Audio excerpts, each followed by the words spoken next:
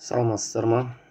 Бүгін мынау оқу ағарту министрлігінің Facebook парақшасында оқушылардың жазғы каникулда балалардың демалу туралы жаңа ережесі шықты.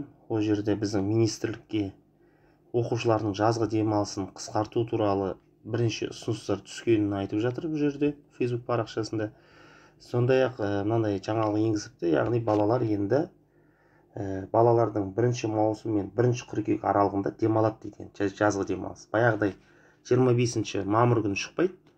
Яғни каникулға демалысқа 1 маусымнан бастап дейді. Яғни оны да қысқартпақшы болған. Бұл жерде олар бірнеше мысалдар келтіретін. Қараңыздар, салыстырмалы түрде дейді, алып қарайтын болсақ, Германия, Англия, Жапонияда жазғы демалыс 7 апта, Польша, Қытай, Оңтүстік Кореяда 7-9 апта, Финляндия, Венгрия, Швецияда 9-11 апта, Латвия, Италия және Португалияда 11 апта демалса дейді. Қазақстанда оқушылардың жазғы демалысы 14 аптаға созылады дейді.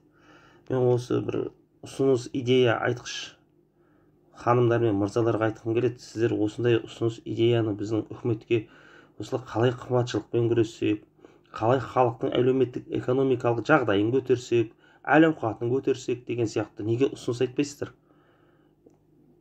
Білім саласынан гөрі ең дұрысы осы әлеуметтік экономикалық жағдай болып тұр ғой қазір.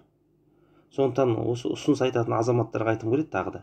Одан да біздің халықтың әлеуметтік экономикалық жағдайын жақсартуды сол жағына